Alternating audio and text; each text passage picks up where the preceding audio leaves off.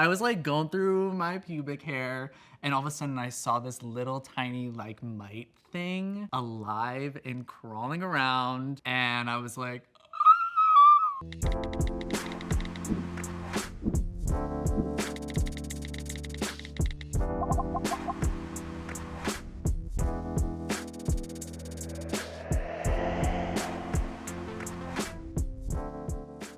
So was sex talked about in your home growing up? Honestly, that topic never really came up. I think I had maybe one brief talk with my stepmom, but my dad definitely avoided. Come to think of it, I actually don't think I had the sex talk with my parents. how did you get your STI? I have no idea.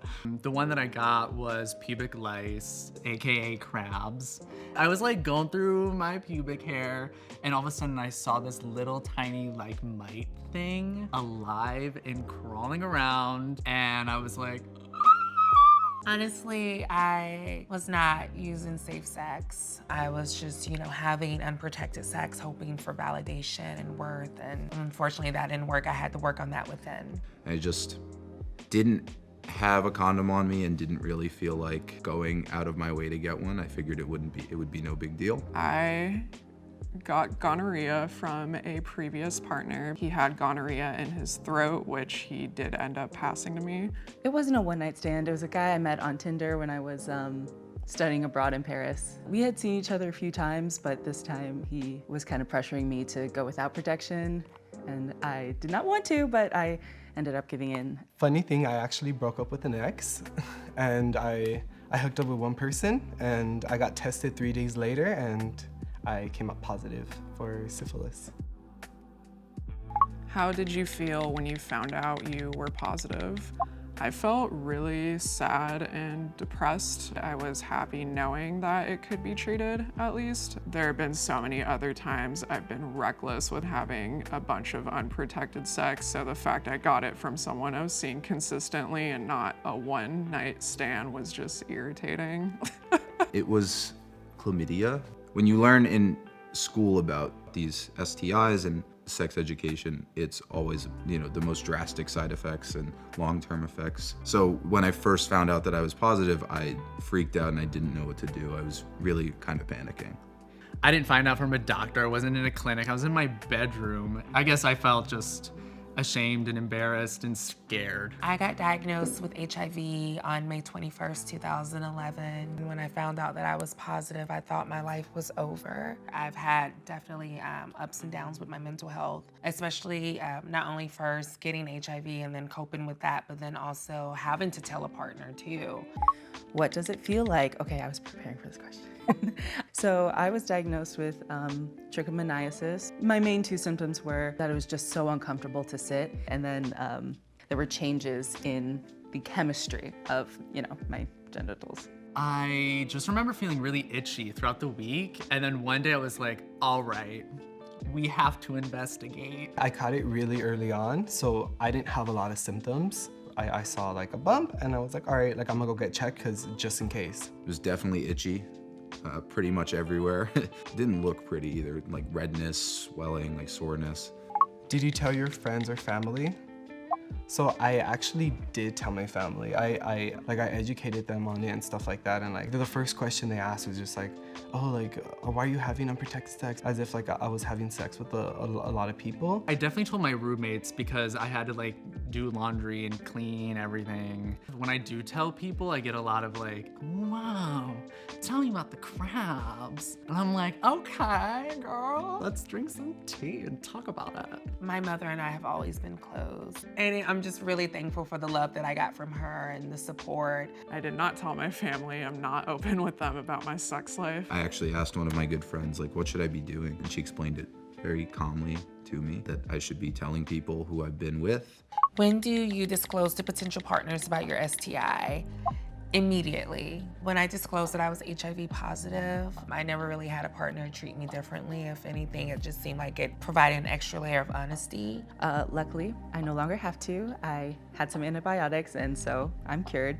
If I still had it, I would assume that it would become a conversation, of course, before any sex. That conversation about safety, I'm no longer afraid of having it. I like to ask for proof now, because before I wouldn't ask for proof, and if they don't get tested, I don't want it at all.